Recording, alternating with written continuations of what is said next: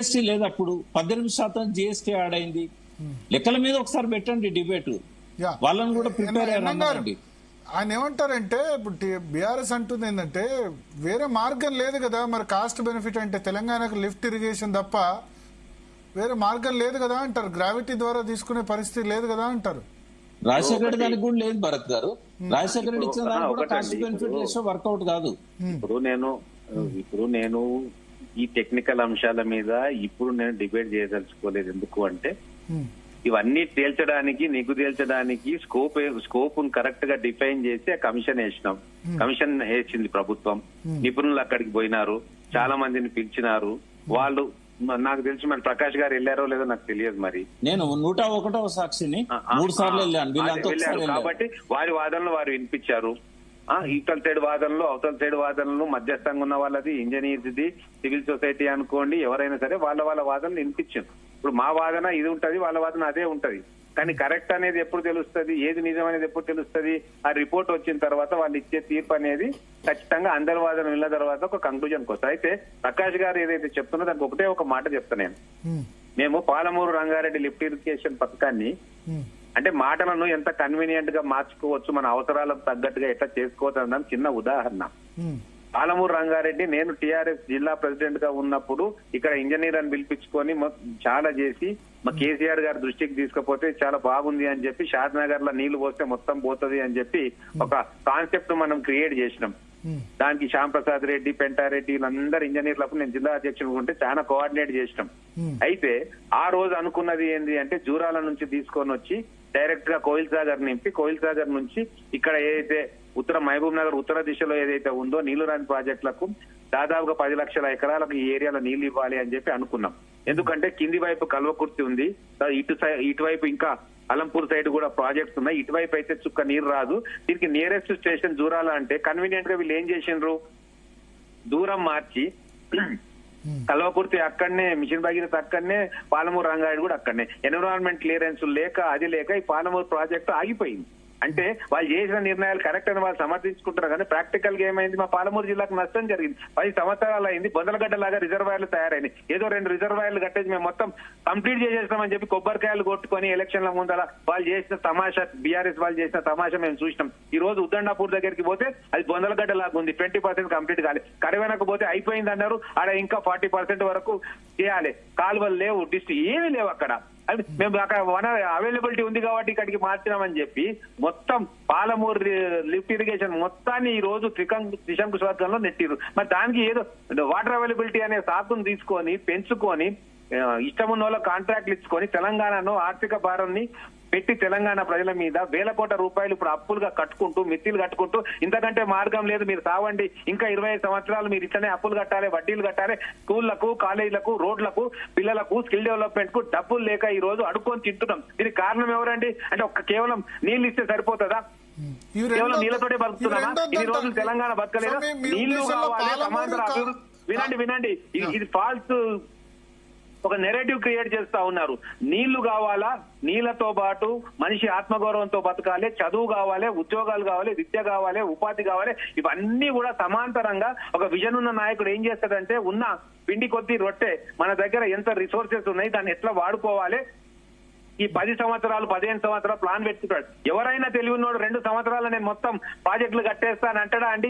ఏ project 2 సంవత్సరాలు 3 సంవత్సరాలు అయింది? ఆ అత్యాశతోటి, ఆ కమిషన్లకు అక్కుతోటి కట్టినందుకే ఈ రోజు అక్కడ కూలిపోయింది. దాని గురించి మాట్లాడాలి ఎవరన్నా. ఇప్పుడు మనము తెలంగాణ కొట్లాడినాం, అందరం ప్రతి ఒక్కరు కొట్లాడింది. అక్కడ ఉన్న ప్రకాష్ గారు మేము ఎన్నో త్యాగాలు చేసినాం. కానీ తెచ్చుకున్న తెలంగాణలో కేసీఆర్ వల్ల ఎంత కంట్రిబ్యూషన్ అయింది, ఎంత దారుణమైన నష్టం జరిగింది అనేది కూడా ఒక రియలిస్టిక్ ఆలోచన మనం చేసుకోవాలి కదా. నిష్పక్షపాతంగా మనం ఆ సైడ్ ఉన్నామా ఈ సైడ్ ఉన్నామన్నా కాదు. తెలంగాణ ప్రజల మీద ఈ రోజు రుణభారాన్ని తీసుకొచ్చింది నిరర్థకమైన ఆలోచన లేని ప్రాజెక్టులతో కాదా అనేది ఆలోచన చేసుకోవాలి కదా. అంటే ఇప్పుడు మీరు అనేది మొత్తం పాలమూరు రంగారెడ్డి అయినా ఇదైనా 2 వ్యతిరేకిస్తున్నారా? ఇదే ఇప్పుడు ఒకటి వ్యతిరేకం కాదు. చిన్న ఖర్చుతోటి ఎక్కువ నీళ్లు తీసుకొచ్చేది వదిలేసి లిటిగేషన్ లో వచ్చి అంతర్రాష్ట్ర ప్రాబ్లమ్స్ వచ్చేటట్టుగా ఎన్విరాన్మెంట్ ప్రాబ్లమ్స్ వచ్చే దగ్గర ప్లేస్ లో అది తీసుకొని పెట్టి అది పూర్తి కాక మా పాలమూరి బాధలు ఎవరికి చెప్పుకోవాలి? ఇప్పుడు ఏ ప్రాజెక్ట్ కంప్లీట్ అయింది పాలమూరులో? కాళేశ్వరానికి 1,00,000 కోట్లు పెట్టిన, మరి పాలమూరుకి ఎందుకు పెట్టలే? ఎంపీని గెలిపించుకున్నాం ఇక్కడ అగేన్స్ట్ ఆల్ ఇక్కడ నుంచి ముఖ్యమంత్రిగా పోయిండు, ఏం చేసిండు మా పాలమూరుకు? ఒక మా బాధలు ఎవరు proposal start చెప్పుకోవాలి? చేసిన పాలమూరు ఉత్తర తెలంగాణ తెలంగాణనా? ఉత్తర తెలంగాణ ఆలోచన దక్షిణ తెలంగాణ రుద్దుతారా ప్రతిసారి? ఆ బాధలు ఎవరు చెప్పుకోవాలి? ఆ మిస్టేషన్స్ అంటే ఒకటి ఇక్కడ ఒకటి పాలమూరు నష్టపోయింది ఈ రోజు. దానికి వెలెవరు కడతారు? ఎన్ శ్రీనివాసరెడ్డి గారు, సరే ఉత్తర తెలంగాణ దక్షిణ తెలంగాణ పక్కన పెడితే ఒకటి కాళేశ్వరం తొందరగా కంప్లీట్ కావడానికి ఏంటంటే ఈ పాలమూరు రంగారెడ్డి సంబంధించి ఇంటర్ స్టేట్ హైడిల్స్ ఉన్నాయి. ఆంధ్రప్రదేశ్ తో ఎన్విరాన్మెంటల్ ఆంధ్రప్రదేశ్ తో ఈ ఇష్యూస్ ఉన్నాయి. కానీ గోదావరి ఆ ఇష్యూస్ లేవు కదా, వేరే రాష్ట్రాలు ఆబ్జెక్ట్ చేయట్లేదు కదా గోదావరి వాటర్ కి సంబంధించి.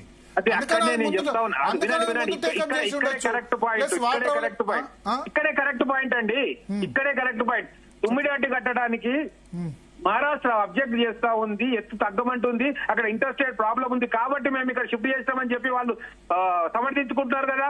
మరి అటువంటిప్పుడు ఇక్కడ కావాలని అక్కడ ఉన్నా కూడా ప్రాబ్లమ్స్ వస్తే ఎందుకు కట్టారు? ఇక్కడ మీకు కనబడట్లేదా? ఉత్తర తెలంగాణకు ఒక న్యాయం, వాళ్ళ ప్రాంతానికి ఒక న్యాయం, మా పాలమూరు జిల్లాకు ఒక న్యాయం, కేసీఆర్ మెదడులో ఉన్న కనబడతలేదా? ఇక్కడ చెప్పమనండి. ఇప్పుడు ప్రకాష్ గారు ముందు ఒక రిక్వెస్ట్ మీరు మార్నింగ్ 6 దాకా డిబేట్ చేయమన్నా చేస్తా గానీ వారిని ఎగ్జిట్ చేసిన తర్వాత నేను మాట్లాడతా. వారు ఎగ్జిట్ అయినాక మీరు 100 కాదు 1,00,000 ప్రశ్నలు అడగండి. తెలంగాణ ఏ ప్రాజెక్టు గురించి దేని గురించి అడగండి. క్రాస్ టాక్ ఇష్టం ఉండదు. అంటే డాక్టర్లు క్రాస్ టాక్ చేయొద్దని చెప్పారట, అందుకని ఎన్ శ్రీనివాస మీరు క్వశ్చన్ అడిగితే నేను చెప్పాను. ప్రకాష్ గారికి నేను ఎప్పుడు క్రాస్ టాక్ చేయ, వారంటే నాకు చాలా గౌరవం. అది ఇప్పుడు నా ఆర్గ్యుమెంట్ ఒప్పుకున్నా ఒప్పుకోకపోయినా క్రాస్ టాక్ అని కాదు. కానీ ప్రకాష్ గారు ఫస్ట్ ప్రయారిటీ కాళేశ్వరం ఎందుకు తీసుకున్నారు అని జవాబు చెప్పంట. అంటే అది దానికి హైడ్రాలజీ కానీ అన్ని రకాల క్లియరెన్స్లు వచ్చినాయి, వచ్చే అవకాశం కూడా ఉండింది. ఇక్కడ ఏమైందంటే మనకు లోన్ దొరకదండి, ఎందుకంటే మన స్టేట్ బడ్జెట్ తోనే కట్టుకోవాలి పాలమూరు రంగారెడ్డి. ఎందుకంటే దీనికి హైడ్రాలజీ అనుమతులు లేవు, ఏ రకమైన అనుమతులు రావు దానికి. ఎందుకంటే మన కృష్ణా ట్రిబ్యునల్ మళ్ళీ నీళ్లను మనకు పంచేదాకా ఇప్పుడు రేవంత్ రెడ్డి గారు చాలా ఎఫర్ట్స్ పెట్టి బ్రజేష్ కుమార్ ట్రిబ్యునల్ దగ్గర మంచి వాదనలు వినిపిస్తున్నారు. అది తొందరగా కంప్లీట్ అయ్యి మనకు నీళ్ల అలొకేషన్ వస్తే, సిడబ్ల్యూసి మనకు నీళ్లలో అలొకేషన్ చేస్తే అప్పుడు గవర్నమెంట్ ఏజెన్సీలు కానీ ప్రైవేట్ ఏజెన్సీలు కానీ బ్యాంకులు కానీ లోన్లు ఇవ్వడానికి ముందుకు వస్తాయి. కాళేశ్వరంకు అటువంటి సమస్య లేకుండే. రెండవది ఏంటంటే వారు అన్నట్టుగా ఇప్పుడు ఎందుకు మార్చారనే దానికి కూడా ఒకటి చెప్తాను నేను. జూరాల మీద చాలా బర్డెన్ ఉంటుందండి, అక్కడ స్టోరేజ్ చాలా తక్కువ. వారికి తెలుసు 8-9 టీఎంసీల కంటే ఎక్కువ స్టోరేజ్ చేయలేము మనం. 11 టీఎంసీ మనకు అఫీషియల్ గా స్టోరేజ్ చేసుకోవడానికి ఉంది జూరాల్లో. బట్ మనం ఎప్పుడు కూడా 7-8 టీఎంసీ కంటే ఎక్కువ చేస్తే రాయచూరు దగ్గర అంచనాకు మించి ముప్పు అనేది వస్తున్నది. అయితే ఆ టీఎంసీ 7-8 టీఎంసీలలో మనకు బీమా ఉంది, 20 టీఎంసీల బీమా ఉంది. నెట్టెంపాడుకు ఒక 20 టీఎంసీలు మనం ఇవ్వాలి, కోయిల్ సాగర్ కి ఇవ్వాలి. జూరాల దాని ఆయకట్టు దానికి ఉంది, దాదాపుగా 17.84 టీఎంసీలు జూరాలకు కావాలి. ఇవన్నీ ఉన్నాయి కాబట్టి మళ్ళీ లింక్ కెనాల్ ఆర్డీఎస్ కూడా దాని నుంచే తీశారు. తర్వాత ఎన్నో ఎత్తిపోతల పథకాలు దాని మీద పెట్టారు. నీళ్లకు ఇబ్బంది అవుతుంది, ఎక్కువ రోజులు జూరాల్లో స్టోరేజ్ ఉండనియరు. కాబట్టి వీటన్నిటి వల్ల మనకేంటంటే ఇక్కడ 200 టీఎంసీల రిజర్వాయర్ ఉంది కాబట్టి బ్యాక్ వాటర్ ని ఇష్టం వచ్చినట్టుగా శ్రీశైలం నుంచి రాయలసీమకు తీసుకుపోతున్నారు. కాబట్టి మన వాటా మనం తీసుకుంటాం వరద జలాల్లో, ఎందుకంటే రిజర్వాయర్ ఉంది అక్కడ. ఇక్కడ రిజర్వాయర్ కెపాసిటీ సరిపోదు. ఇవన్నీ కూడా ఆలోచించాలి. ఇంకోటి మనము దాన్ని మన డబ్బులతో కట్టుకున్నాం, అందుకే బడ్జెట్ విషయంలో కొన్ని కన్స్టెంట్స్ వచ్చినాయి. అప్పులు బాగా చేశారని చెప్తున్నారు కానీ 160,000 కోట్ల ఆదాయాన్ని ప్రతి సంవత్సరం కేసీఆర్ క్రియేట్ చేశాడు. వారు ఇప్పుడు కస్టమ్స్ అంటే 1,60,000 కోట్ల ఆదాయమా? 1,60,000 కోట్ల అదనపు ఆదాయం. ఎందుకంటే మనము విడిపోయిన నాడు 61,000 కోట్లు 62,000 కోట్లు మన ఆదాయం అయితే, అంటే రెవెన్యూస్ అయితే ఓన్లీ 51,000 క్రోర్సే. అంటే రెవెన్యూస్ కాకుండా గ్రాంట్స్ కలిపితే 62,000 కోట్లు. బట్ ఇప్పుడున్నది ఎంత? కేసీఆర్ 2023-24 ఆయన దిగిపోయే నాటికి 2,20,000 కోట్ల ఆదాయం. కాళేశ్వరం ఆదాయం ఎట్లా అవుతుంది? ఐటీ నేను అన్నానా?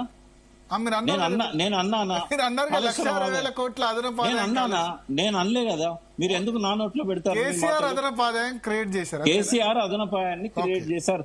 ఒక నిమిషం, 29,000 కోట్ల సేల్స్ అంటే ట్యాక్సెస్ ద్వారా, అన్ని రకాల ట్యాక్సెస్ ద్వారా 2013-14 ఆదాయం ఎంత అంటే 29,000 కోట్లు.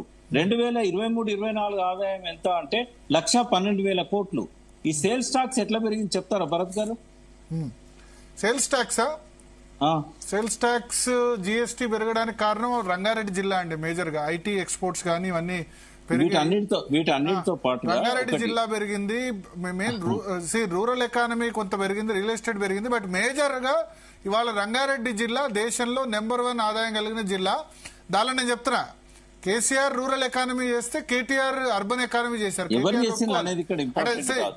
చర్చ జరిగినప్పుడు వాస్తవం ఒప్పుకోవాలి. కేటీఆర్ అర్బన్ ఎకానమీ, రంగారెడ్డి జిల్లా ఇవాళ దేశంలో నెంబర్ 1 ఆదాయం అంటే ఆయన కేటీఆర్ రోల్ ఉంది, మున్సిపల్ అడ్మినిస్ట్రేటర్. ఎవరి రోల్ అనేది కాదు, నేను అనేది ఆ 10 ఏళ్ల ప్రభుత్వం continuity of governance Chandrababu Naidu, Rajasekhara Reddy.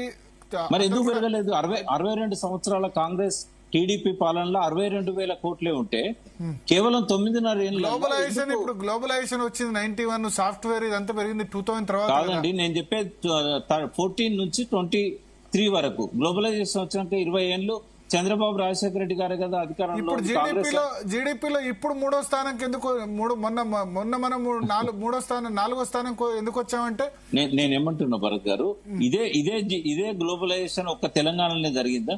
ఇదే ఐటీ ఎక్స్పోర్ట్లు ఒక తెలంగాణ నుంచే పోతున్నాయా? ఇదే ఇండస్ట్రియలైజేషన్ ఒక తెలంగాణలోనే అయిందా? ఒక పాలకుని సమర్థతకు అది చిహ్నం కాదా? 62 సంవత్సరాలు కాదని ఎవరన్నారు? కేసీఆర్ కు వెల్ఫేర్ డెవలప్మెంట్ విషయంలో కేసీఆర్ ప్రభుత్వాన్ని ఎవరు తప్పుబట్టలేదు. Best administrator.